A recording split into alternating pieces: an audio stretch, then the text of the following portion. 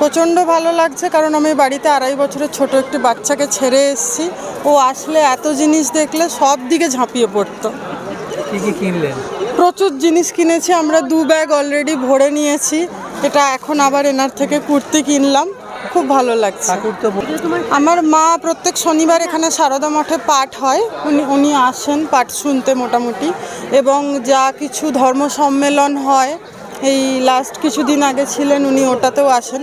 ওনাদের অ্যাকচুয়ালি এখানে একটি সংঘ আছে মহিলাদের, ওনারা সবাই মিলে কানেক্ট করে আসেন। না, সাধারণত দিনে অ্যাকচুয়ালি আমার বাড়ি এখানেই, আমি কর্মসূত্রে বাইরে থাকি, কিন্তু ওই মেলা পারপাস আমরা যেন আর থাকতে পারি না। যদি কোনো রকম একটু সুযোগ পাই আমরা চলে আসি, কারণ আজকে সারাদিন ঠাকুর সবার সাথে আনন্দ করেন, সারাদিন মন্দির খোলা থাকে, আর তারপরে জিনিসপত্র খাওয়া দাওয়া কেনাকাটি সবার সাথে আনন্দ দেখাই, আপনাদের সাথেই যেমন দেখা হয়ে গেল।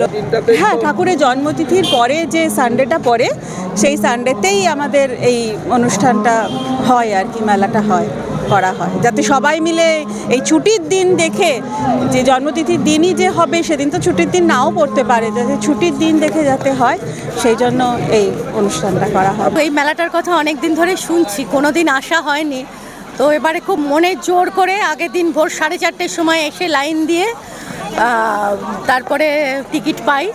তো আজকে সকালে এসেছি, দীক্ষিত আমি, তো এমনিতেই তো সবসময় আনন্দে, এখানে এলেই মনটা একটা আনন্দ হয়, মনে একটা আনন্দ নিয়েই সবসময় থাকি, আর আজকে প্রথম এসে খুব আনন্দ হচ্ছে। শুধু ছুটির দিন বলে না, রামকৃষ্ণ তিথি পুজো যে হপ্তার একটা ধরুন সোম মঙ্গলবার হলো, তারপরের রোববারই এই মেলাটা হয়, মানে একটা দিন বলে না। আর সেই একটা দিনেরই মেলা, যেটা হচ্ছে সকাল 6টা থেকে শুরু করে রাত 8টা অবধি, একদিনের জন্য মেলা। এখানে সব রকম দোকানদার সবাই এখানে আসে, কারণ কেউ বিমুখ হয়ে যায় না।